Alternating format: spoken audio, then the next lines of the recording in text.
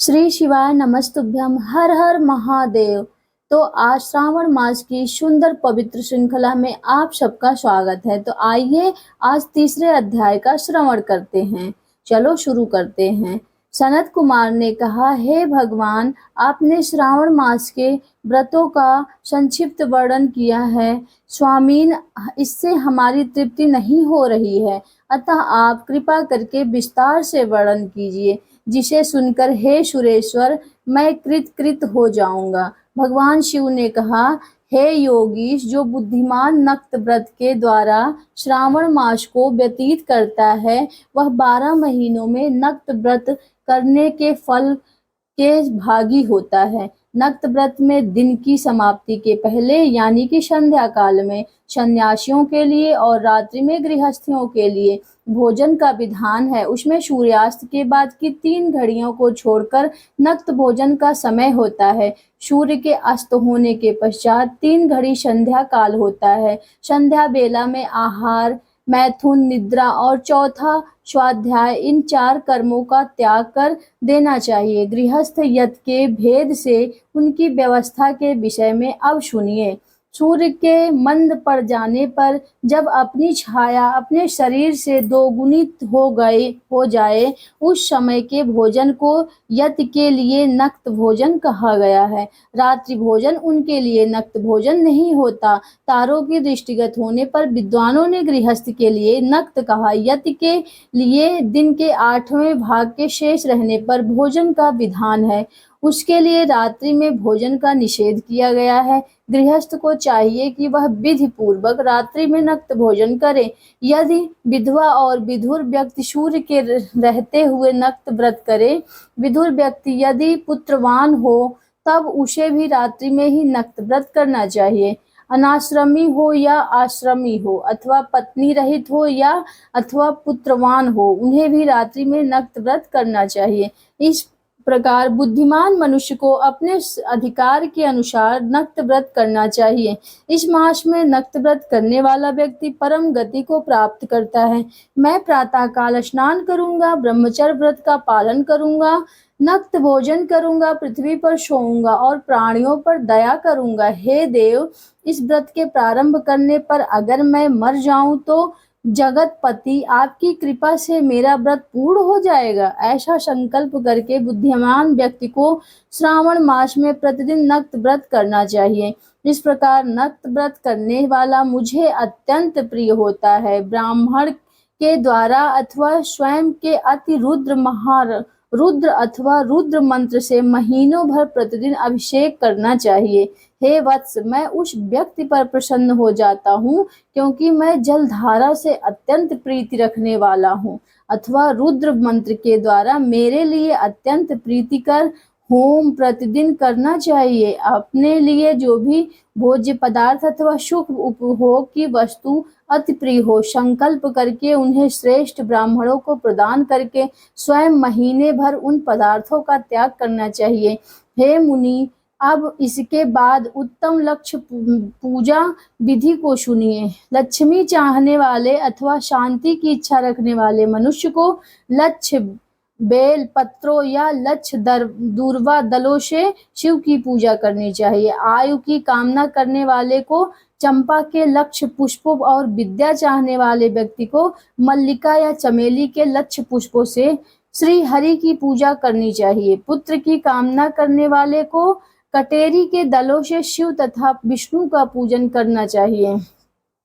बुरे स्वप्न की शांति के लिए ध्यान से पूजन करना प्रशस्त होता। देव के समक्ष निर्मित किए गए रंगवल्ली आदि से विभिन्न रंगों से रचित पद्म, स्वास्तिक, चक्र आदि से प्रभु की पूजा करनी चाहिए। इस प्रकार सभी मनोरथों की सिद्धि के लिए सभी प्रकार के पुष्पों से अगर मनुष्य लक्ष्य पूजा करे तो शिव की प्रसन्न होते हैं। उसके बाद उद्यापन करना चाहिए, मंडप निर्माण करना चाहिए और मंडप के त्रिभाग परिणाम में वेदिका बनानी चाहिए। उसके बाद पुष्प वाचन करके आचार्य का वरण करना चाहिए और उस मंडप में प्रविष्ट होकर गीत और वाद्य के शब्दों और तीव्र वेद से ध्वनि से रात्रि में जागरण करना चाहिए। वेदिका के ऊपर उत्तम लिंग तो भद्र बनाना चाहिए, उसके बीच में चावलों से सुंदर कलश का निर्माण करना चाहिए, उसके ऊपर तांबे का अत्यंत चमकीला पंच पल्लव युक्त कलश स्थापित करना चाहिए, उसे रेशमी वस्त्र से विशिष्टता करना चाहिए, उसके ऊपर पार्वती पति शिव की सुवर्णमय प्रतिमा स्थापित करनी चाहिए। उसके बाद पंचामृत पूर्वक धूप दीप और नैवेद्य से उस प्रतिमा की पूजा करनी चाहिए। गीत वाद्य नृत्य और वेद शास्त्रों तथा पुराणों के द्वारा रात्रि में जागरण करना चाहिए। इसके बाद प्रातः भली भांति स्नान करके पवित्र हो जाना चाहिए और शाखा में निर्दिष्ट विधान के अनुसार आपको इस समय अपनी पूजा इस प्रकार से करनी चाहिए। उसके बाद मूल मंत्र से या गायत्री मंत्र से या शिव के सहस्त्र नामों के द्वारा तिल और धूप मिश्रित खीर से होम करना चाहिए अथवा जिस मंत्र से पूजा की गई हो उसी होम करना चाहिए। तदंतर शर्करा और धूप से मिश्रित चारू से आहुति डालनी चाहिए और उसके बाद स्वष्टकृत होम करके पूर्णाहुति करनी चाहिए।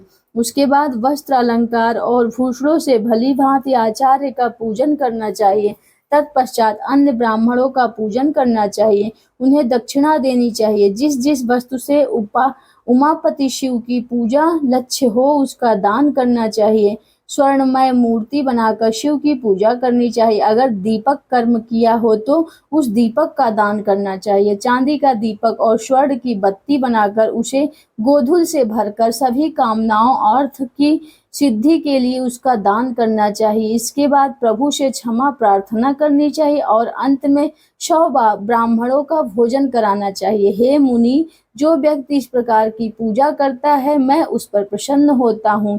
उसमें भी जो श्रावण मास में यह पूजा करता है उसका तो अनंत फल होता है। अगर आप किए हुए प्रयत्न अत्यंत प्रिय कोई वस्तु मुझे अर्पण करने के विचार से इस मास में कोई वस्तु त्याग देते हैं तो अब उसका फल सुनिए। ऐसा करने से इस लोक में और परलोक में उसकी प्राप्ति लाख गुना अधिक बढ़ जाती है। शाकाम करने से अभिलक्षित सिद्धि होती है और निष्काम करने से परम गति मिलती है। इस मास में रुद्र अभिषेक करने वाला मनुष्य उसके पाठ के अक्षर संख्या से एक एक अक्षर के लिए करोड़ों वर्ष तक रुद्रलोक में प्रतिष्ठा प्राप्त करता है। पंचामृत का अभिषेक करने से मनुष्य अमृत प्राप्त करता है। इस मास में जो मनुष्य भूमि पर शयन करता है उसका भी फल अब सुनो। द्विज श्रेष्ठ वह मनुष्य 9 प्रकार के रत्नों से जुड़ी हुई सुंदर वस्त्र से आच्छादित बिछे हुए कोमल गद्दे से सुशोभित 100 तकियों से युक्त रम्य स्त्रियों से विभूषित रत्न निर्मित द्वीपे से मंडित और अत्यंत मृदु गरुण आकार प्रवाल मणि निर्मित अथवा हाथी दांत की बनी हुई अथवा चंदन की बनी हुई उत्तम शुभ शैया को प्राप्त करता है।